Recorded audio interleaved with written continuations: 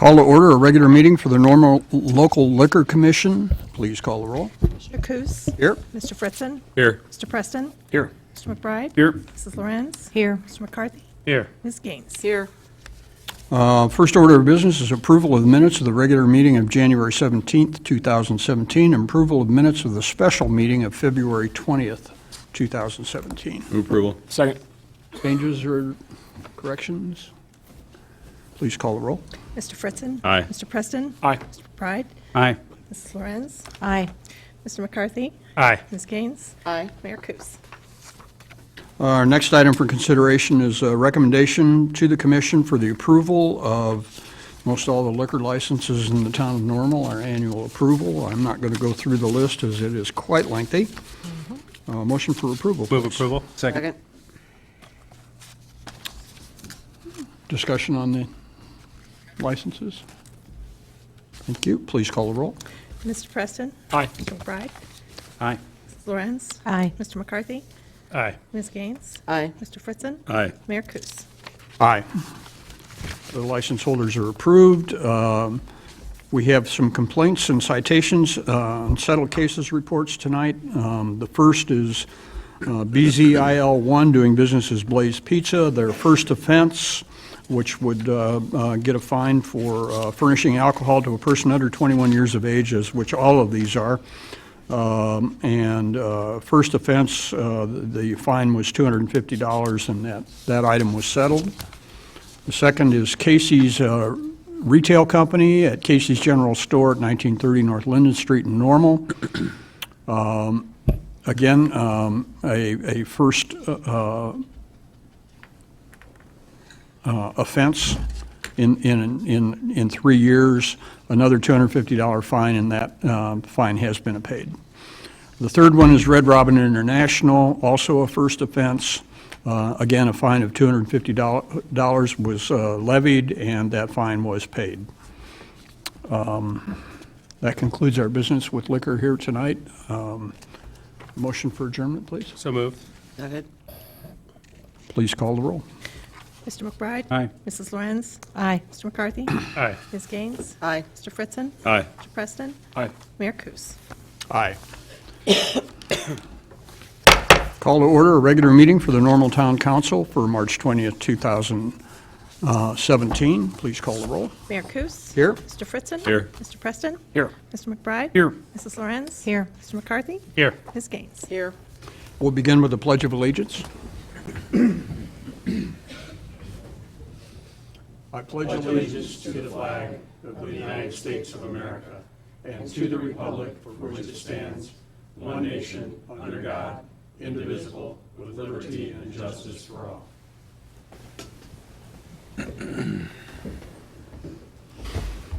all. Before we begin our agenda, we do have some requests to speak at public comment.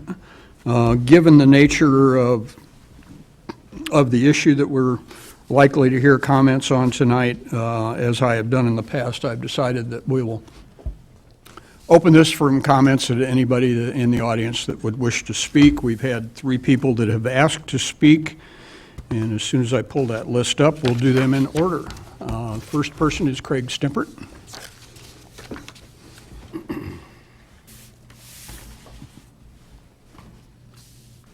And we would ask for your name and address for the record and remind you that you have a 3-minute time limit on speaking. Thank you. Thank you, Mayor. Good evening. My name is Craig Stimpert. In December, I filed a public access complaint with the Illinois Attorney General's Office over public comment policies with the Normal Town Council that clearly violate the Illinois Open Meetings Act. A response from the town of Normal was issued by Attorney Brian Day with a 12-page response fiercely defending the public comment policies of the Normal Town Council. As I have emailed council members about this, as Doug Fansler and I have had one-on-one meetings with you about this, the consistent response we have gotten from many of you is that you are waiting to hear what the Attorney General has to say before making any changes to current policy. The Attorney General office has finally spoken. A response was issued from their office on Thursday last week to my complaint, and I would encourage all of you to consider what the Public Access Counselor has to say before approving any changes to policy tonight because much of the new ordinance ignores his advice. I would like tonight to step back and try to provide a wider angle view of why this is such an important issue facing our town and why I have gotten involved with it to the extent that I have. Citizens have a statutory right to address their government through public comment through the Illinois Open Meetings Act. This is the only way a citizen has of making his opinion. When people feel as if their rights are not respected, they may often seek alternative forms of expression that may seem inappropriate. And what I have to say to all of that is that if you as a council want respectful civic conversation, then the best way to bring that about is to respect people's rights to speak by adopting a public comment policy that is speaker-friendly. Tonight's proposed ordinance does not accomplish that goal. It is unduly burdensome. Most of it is completely unnecessary, if not ridiculous. And after reading Thursday's response from the Attorney General, a lot of it is still illegal. Perhaps most troubling is that the new ordinance is a unilateral decision handed down from the mayor's office that has not sought any collaboration with citizens to whom this policy is designed to protect. We need public officials who have more confidence in the people they represent than that. There will be times, more often than not, when speakers are not going to agree with you. Only free men can disagree. During those times, I would encourage you to listen, to learn, and to love the voice of freedom and move on in the best interests of the people. Our system of government is one in which people are encouraged to stand up and be counted, and we should welcome people exercising that right. This is important, and it's important that we get it right. I encourage council to reject tonight's ordinance and draft a new one that is less restrictive and collaborates with citizens of this town to form it. Thank you. Our next speaker to sign up is Garrett Scott.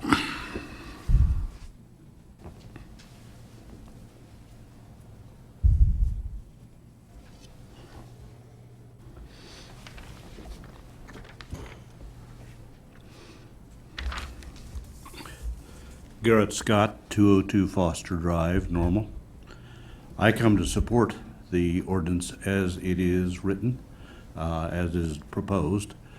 The time spent by the 11 people sitting at the council table is best spent, I believe, specifically directed toward what an agenda is that has been agreed to and has been worked out by the council, the staff, the mayor, and others who are interested in civic business. We have seen, in some instances, people using their time to, seems to me, go far afield from what the council should be dealing with. If there is a real pressing need for going on the public record, I would suggest perhaps a quarterly town hall meeting where the whole community is involved to speak their piece, and that the council might commit themselves to attending that meeting. But I really have been offended by some of the things that have happened on the public access channel in terms of allowing citizens to speak.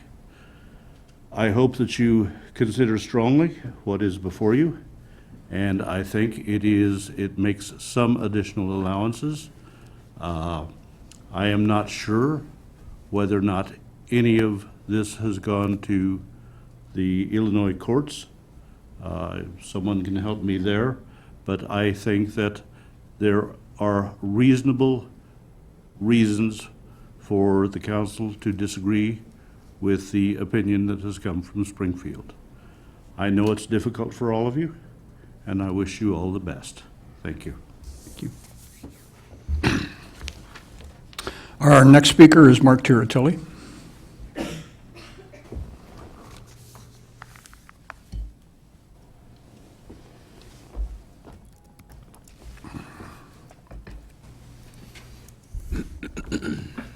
Good evening, everyone. Mark Tiratilli, 1212 Timber Ridge Court here in Normal. Happy to be here tonight. Thank you for suspending the rules and allowing me to speak despite the 45-day rule. I agree with Mr. Stimpert that it is important to get this right. That is the sentiment. I also agree with his assessment that the people of the town of Normal really have a lot to contribute to the discussion, and I think this whole experience kind of proves that. This has been driven by the citizens of this town, and it is affecting consideration at various levels and resulting in a change in policy, hopefully.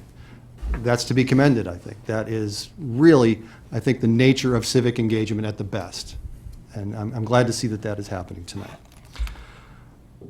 So along those lines, I thank Mr. Scott for his comments, and I understand his concern that we all want to see that level of engagement take place in an efficient manner. But the law is quite clear that this isn't about what we think is effective policy. The law states very clearly the public has a right to speak at public meetings. That's been guaranteed since they amended the Open Meetings Act a few years ago. That means that we can't just wait for quarterly meetings, and I encourage you to take a step back and look at a couple of other provisions that are in here. The letter from the Attorney General's office spoke specifically to the first item on the proposed ordinance, that all public comments must be germane to the meeting agenda of the public body. And they wrote specifically that while there had been reference in the past, the opinion of the office has evolved. And it says, this office determined that because a public body may discuss matters not listed on a meeting agenda, it would be unreasonable to limit the public's ability to comment to agenda items. And it goes on to cite a few more legal references in that regard. So I would ask that you please strike out number 1 from the proposed ordinance, and that you would allow comments that are not specifically on the agenda. Particularly, the reasoning is that the council may discuss things that are not on the agenda. You're allowed to, so long as you don't take final action on them. And therefore, the public should be allowed to address items that might be in the news at the time. Further down in the letter, it says, please be aware that in the binding opinion 14-009, the Attorney General concluded that requiring speakers to state their home address prior to addressing public bodies violates Section 2.06G of the Open Meetings Act. And that's pretty clear language. So again, we're going to ask that we could please amend the proposal to remove the requirement that a speaker register their address. Other than that, I'm very glad we're moving forward to eliminating the 45-day rule. I am glad to see that we're extending the time that the public is allowed to speak. There are a lot of wonderful people in this community. We've all met them as we've all been out campaigning, and I think they have a lot to contribute to the discussion, and I really welcome more open public comment policy. Thank you very much. Is there anyone else who would like to speak on this issue?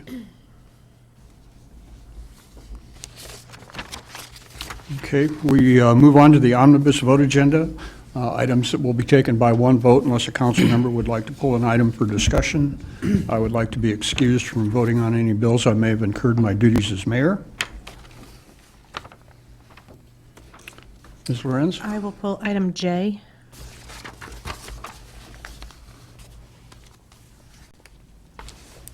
Motion for approval? Move approval. Second. Items that we're considering under the omnibus agenda tonight are the approval of the minutes of the public hearing of March 6, 2017, and the minutes of the public hearing same night pertaining to 2017-2018 annual budget and pertaining to the Community Development Block Grant Annual Action Plan. Approval of the minutes of the regular meeting of March 6, 2017, and approval of Town of Normal expenditures for payment as of March 15, 2017. A resolution waiving the formal bid process and authorizing the purchase of refuse containers from Schaefer Systems International in the amount of $25,259. A resolution to award a bid for the Tamarack area, Ironwood subdivision, and Hovey Avenue water main replacement projects to George Gildner Incorporated at a total cost of $947,743, plus up to a potential $15,000 bonus for early completion. A resolution waiving the formal bid process and authorizing an agreement with the International Display Systems Incorporated. That's for the installation of an upgrade to the passenger information display system for the new south boarding lobby and the south passenger platform here at Uptown Station. A resolution waiving the formal bid process and authorizing the purchase of LED traffic signal light replacements from Mobotrex Incorporated in the amount of $36,552. A resolution waiving the formal bid process and authorizing an agreement with Cardinal Infrastructure LLC for the professional assistance to secure federal funding for Uptown 2.0 and pedestrian railroad crossing project. A resolution approving the adoption of the Vantage Care Retirement Health Savings Program for certain classified fire personnel. A resolution approving a salary schedule adjustment for classified employees to reflect a modest cost of living adjustment. An ordinance authorizing the publication of the annual zoning map. An ordinance conditionally and partially approving the final plat of the MP1 subdivision by expedited process, and that's at 2012 West College.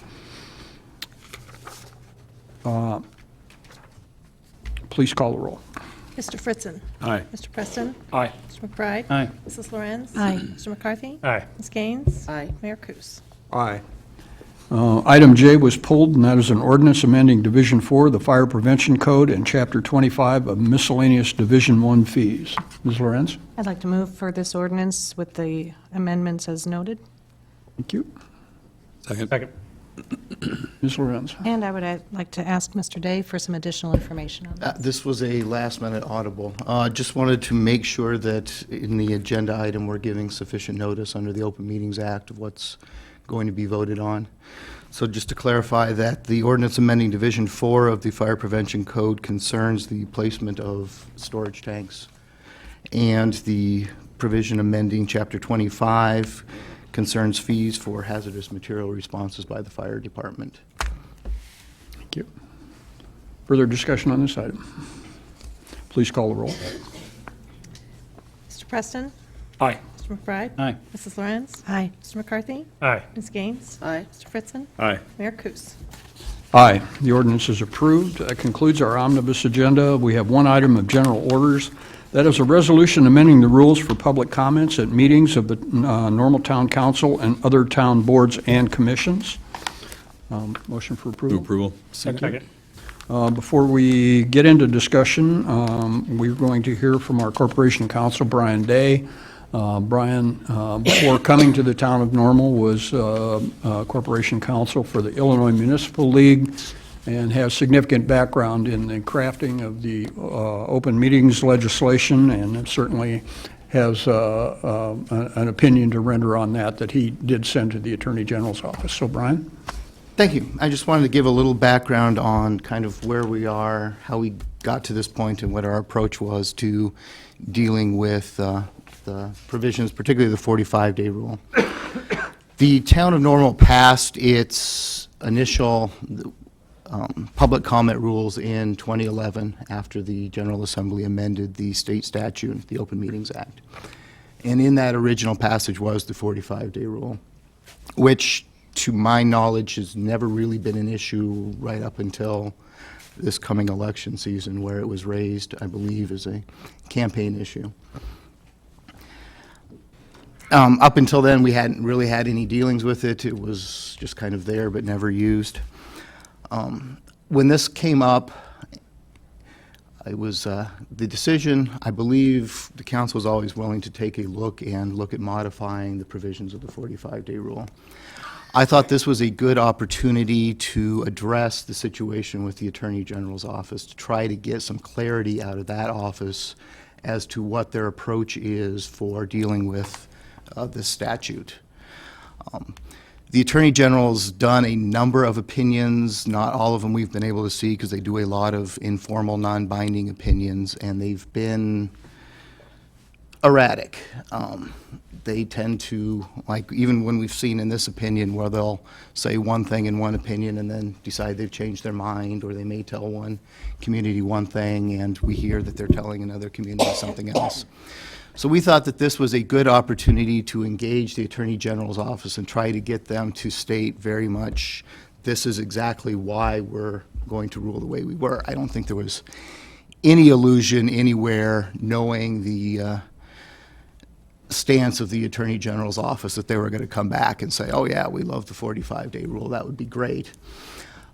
Instead, what we were looking to try to do is to get some clarity on what exactly their approach was. And the thinking was, if we could get a big enough response to try to force them into saying, yes, this very much is how we're coming to the conclusions that we're coming to, that it would be helpful not only for the town of Normal, but for communities across Illinois, because everybody's been somewhat struggling with this deal. So we took the opportunity to, first it was the request for the advisory opinion from the PAC, and then we found out that Mr. Stimpert had filed the request for review, so we went ahead with that instead of the advisory opinion. Unfortunately, we didn't quite get the clarity that we were looking for from the binding opinion. That opinion is, I would say, pretty inadequate as to a lot of the legal issues at play. It's hard to pin them down on where they're getting their legal authority for the rules of law that they're stating, and they're kind of all over the place. On one paragraph, they'll say, well, this is our legal standard, and then in the next paragraph, it's a different legal standard. So we did not get the clarity that we were looking for from the Attorney General's office. The town's position has been consistently that section, it's 2.06G of the Open Meetings Act. That section states that any person shall be permitted to address public officials in accordance with the rules established by the public body. That is all it says. It doesn't say anything whatsoever about public comment. It doesn't say anything whatsoever about any limitations on rules. The town's position has been that the purpose of that statute is to make sure that any time there's any restrictions on public comments, it has to be through a formal rule process. And we believe that was the Attorney, or the General Assembly's reason for passing this specific piece of legislation. That interpretation is consistent with the text of the statute. It's consistent with what the legislators said on the record when they were passing the bill. The House sponsor of the bill said that the reason that they made an amendment to the bill that they did was to ensure that public bodies could pass any rules they wanted to concerning public comment. Then finally, we know this because, as the Mayor mentioned, I was a lobbyist for the Illinois Municipal League at the time this bill was passed, and I actually worked this bill in the Senate, and it was myself and another lobbyist from IML that sat in then Senator Susan Garrett's office when she decided to make this amendment, and that was exactly the reason that she stated that we were making this amendment, was to make sure that public bodies have extremely broad authority in passing comment rules. So this idea that it means something else outside of what the statute said is just simply wrong. I mean, having personally worked on the bill, having talked to the Senate sponsor, that is exactly the reason that they gave for passing this. So where does this leave us? As mentioned, I believe, there's the legal issue and then there's the policy issue. Certainly the policy issue is whatever the council decides would be best for the public. The legal issue, and I believe even stating, as I've stated, that we have broad authority to pass public comment rules. I think we've always agreed that we would get rid of the 45-day rule. With regards to the other rules, the agenda, certainly in its binding opinion, the Attorney General's office has said it's changed its mind from its prior rulings, and there's no longer, you can't restrict it to agendas. Case after case after case in the federal system talking about First Amendment issues has said it's perfectly okay to limit public comments to agenda items. the issue with the prior notification, the Attorney General's office suggested that there may be issues with that. And again, there's no citation whatsoever for their finding on that. In fact, if you go to the Illinois General Assembly, they've got their own pre-notification requirement that they require you to fill out, which not only requires you to pre-register, but you have to fill out not only your name and your address, but a whole bunch of other information before you're allowed to talk there. So if it's unconstitutional for us, it would be unconstitutional for them as well under the AG's analysis in this opinion. So I think my recommendation to this would be obviously the 45-day rule. If the council deems fit to keep the agenda requirements, the notification requirements, the address. We don't have an address requirement in this ordinance. That's actually never been part of our official rules, and I don't think we would enforce it even under these new rules. So that's not been an issue.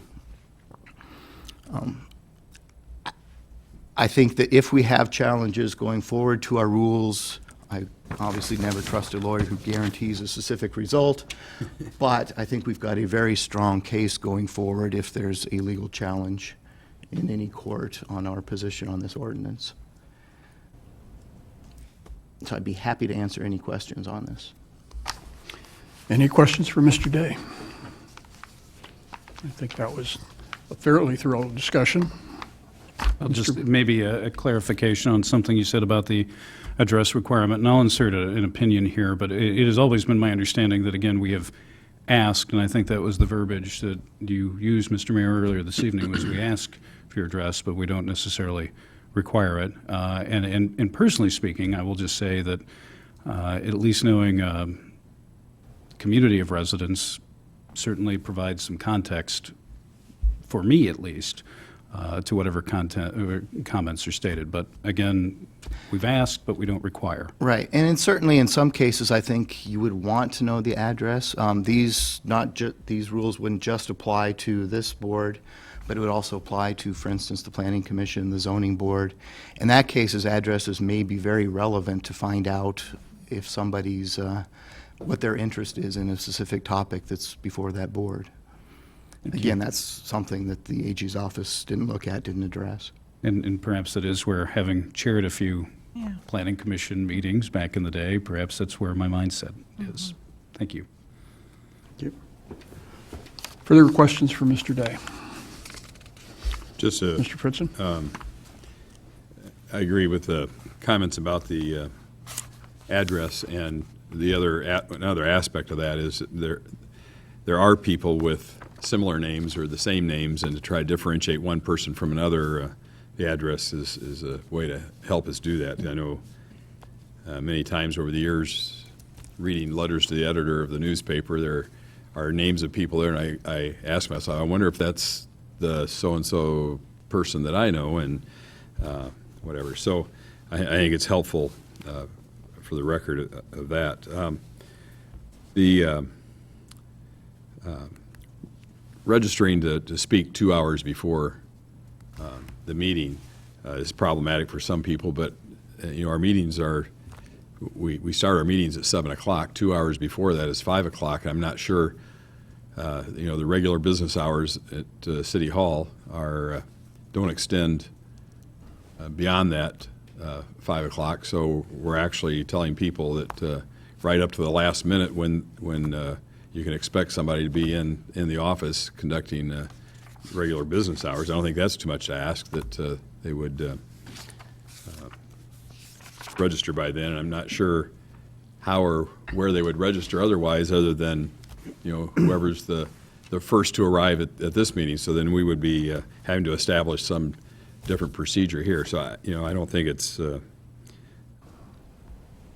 unreasonable to expect people to ask during regular business hours to be recognized. Thank you. Ms. Lorenz? I'll just offer some comments, really, and I'll start with a thank you to Mr. Day on that very succinct summary of kind of how we got to where we are today. And that is that what I'm hearing is that the only issue here that that we can't really find a basis for is the 45-day rule. What was going on in the minds of the persons that might have put that in play some 6 or 7 years ago? Don't know, but, life is full of lessons, and you evolve, and you try to stay relevant to the current situation. So it seems to me completely reasonable to look at that as a dismissible item. However, what I'm getting from the rest of your analysis, Mr. Day, is that that really is the only issue that is not completely defensible through case law or precedents. And so I think that gives me a lot of assurance going forward with this, with the ordinance the way it's written. And I guess I want to speak to a couple of things then that maybe have been brought up here tonight earlier, and that is about an attitude. And I guess I would like to respectfully disagree with the notion that we haven't had an open attitude about this. I think everything that Mr. Day just said is that when this was raised, we very proactively went to try to seek some clarification from the Attorney General. And I think that shows a very open attitude towards this. In addition, we have also tried to make it very clear that this is not the only forum that may be even comfortable for people to address the council and to petition your government in the spirit of the First Amendment. Not everybody has the courage to step up to a microphone and address 10 people. I mean, that can be pretty intimidating. Not everybody even has the courage to pick up the phone or send an email. That takes a little bit of guts, too. So, we try to keep that in mind and keep an open attitude and try to be available to our neighbors and, open to be stopped on the sidewalk or in a restaurant or wherever, to be accessible, because that's what the local elected official can be. You can't necessarily stop and see the president on the sidewalk, or even your state representative for that matter, although he's around quite a bit too. But the point being is that we are, on an individual basis, your conduit and want to be your conduit to your local government. And I think the greatest example that I really want to bring attention to the audience is a really good thing that happened this past Saturday morning. For the first time, at least in a while, maybe not ever, but we've at least resurrected an idea, and it seemed to go over very well. And that idea was this coffee with the council. From 9 till about 10:30, 11 o'clock this past Saturday, R.C. McBride and I were the council members there, and Mr. Peterson joined us, and about, 6, 8, maybe 10 other folks, all total, in that hour and a half, 2 hours. And it was a great dialogue. And so great that we've been back and forth since then saying, let's do this again. Let's keep the momentum going. Because for some folks, they wanted to go, but, oh gosh, that wasn't a good day. So we're not going to wait another 6 months or a year to do another one. No, we're talking about maybe 6 weeks to do it, to really provide an array of ways to petition your government. So I just wanted to share that going into tonight, I wanted to make sure, and I think Mr. Day has, that the ordinance that we're looking at is indeed valid and a good ordinance to move on. But then also comment that this is not the only way to petition your government, and that our attitude is one that is very open and very receptive to meeting, talking, emailing, stopping along the sidewalk, and having a conversation. Thank you. Any further comment? Mr. McBride? Just a few. First of all, I want to echo Ms. Lorenz. I thought that was a very productive session that we had on Saturday, and we do plan to do that again, probably sooner rather than later. We're tossing around the idea of quarterly, and I hear what has been said by some folks in the past, to your point about how it can be somewhat intimidating. I think we've even acknowledged that up here. To come up to this table and to speak to us, I'm sure is not an easy thing to do. So we sought out something that would maybe be a little bit more casual. And by my count, we had nine Okay. folks that were there, and they asked a lot of questions. In fact, we stayed well past the time that was allotted, and the questions were great. I mean, they were tough. I mean, it wasn't the softball fluff stuff, but they were fair. And to Mr. Stimpert's point, it was all very civil, and it was a great experience. And I came out of it energized. I don't mean to speak for you, but I think you did as well. So, we're trying. One thing that also might be worth mentioning here is one of the unintended consequences of the Open Meetings Act that is very well intentioned is the fact that it actually can slow a process like this down. And maybe folks don't realize that. We met and heard from several people who were concerned about the 45-day rule, but legally, we're not allowed. We can talk one-on-one, but that's about it. Well, when you talk one-on-one and there are 7 of us, that takes a little bit more time to find out where everybody is. It's not an excuse, but it is in fact reality. So it would have been nice maybe to even get this moving a little bit more quickly. That simply wasn't possible. And again, the Open Meetings Act is there for a reason, and it's a good reason, but I put that under the category of unintended consequences. Although I don't think anybody here has an answer why the General Assembly saw fit to exempt themselves. But just food for thought, I guess. And on that note, Mr. McCarthy? Yes. Thank you, Mr. Day, for your history and really helping us understand the legal basis and the statute and really what the statute says. And I didn't know your history with the statute, so it was interesting to learn that tonight as well.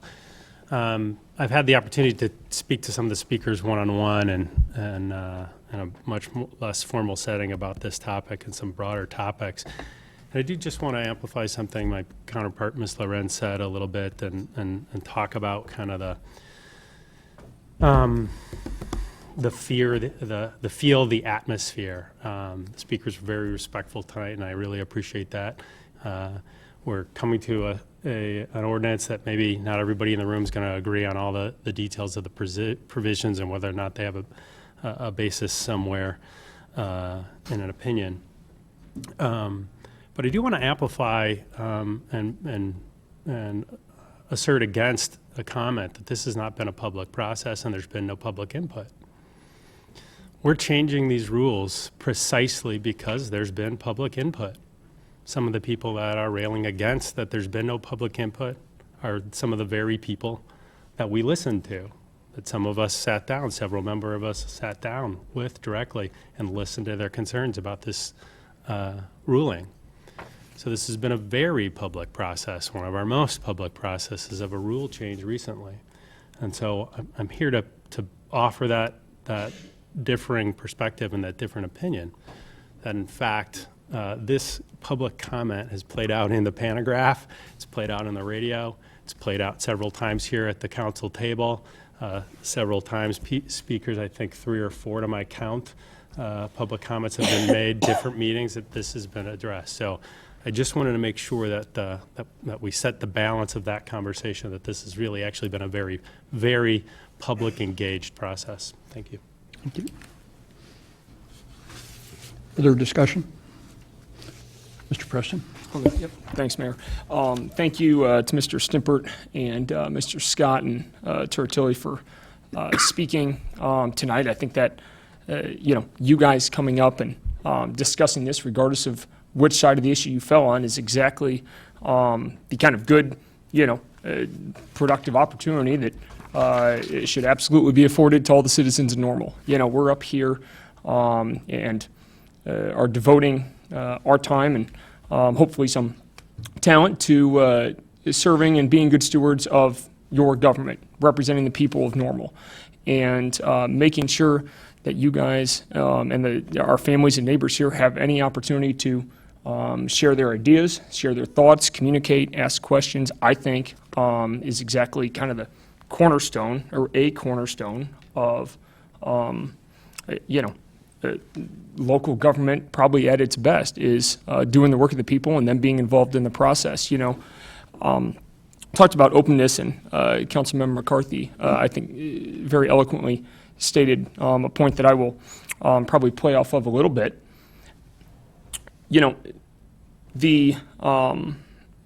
The group up here, mayor and council and staff, were proactive after hearing from residents in eliminating the 45-day rule.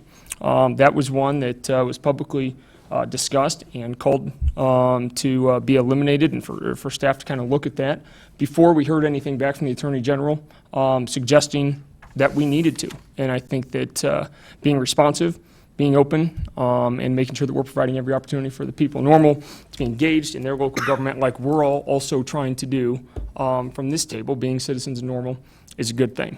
So I'm glad to see the 45-day rule be eliminated, and thank you to those who brought it up. Further on the item. Mr. I just McBride. hate to bring this up, but I did notice just now a typo. Prohibiting applause, cheering, booing, or unless there are any sheep here, I'm going to assume that is to read cheering, not cheering on the resolution itself at point number On the 7. resolution. You're going to have to point me to a direction of where you're referencing. On the resolution, page 6.3, number 7, prohibiting applause, cheering, booing, shouting, use of profanity. Well, we certainly don't want any shearing in No, council chambers. Although that's pretty much the do that I have anyway.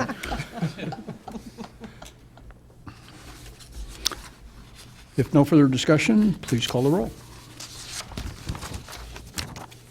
Mr. McBride? Aye. Mrs. Lorenz? Aye. Mr. McCarthy? Aye. Ms. Gaines? Aye. Mr. Fritzen? Aye. Mr. Preston? Aye. Mayor Kus? Aye. The resolution is approved. We have no new business tonight. Before taking a motion for adjournment, are there concerns or comments? Mr. Fritzen? Just a couple of things. Our last meeting, President Widmer from Heartland Community College shared an update on what's happening there. And one thing I wanted to point out as active in the leadership of the Bloomington Normal Community Campus Committee, we have pushed for required beverage service training in the communities, and Cook County had it required by the state of Illinois, but the rest of the state of Illinois didn't. And the General Assembly finally saw the light of that and passed a statute that will, by July of this year, require that all servers be trained in a recognized program. And this is one of those situations where having that resource of Heartland in your community is a great thing, because the BNCCC went to them for assistance, knowing that if this were to be required of everyone, that there were going to have to be more classes available. And Heartland stepped up and provided that, and they are again doing that now, when the statute will require that all servers in licensed facilities be trained. So just it's really drawing attention to the required training, but also kudos to Heartland Community College for the flexibility that an institution like that can provide in a community. So we're really blessed to have them here. I think too, we experienced a difficult thing here a while back with a boil order as a result of a major water line break, and made more difficult by some valve issues and the like. So very difficult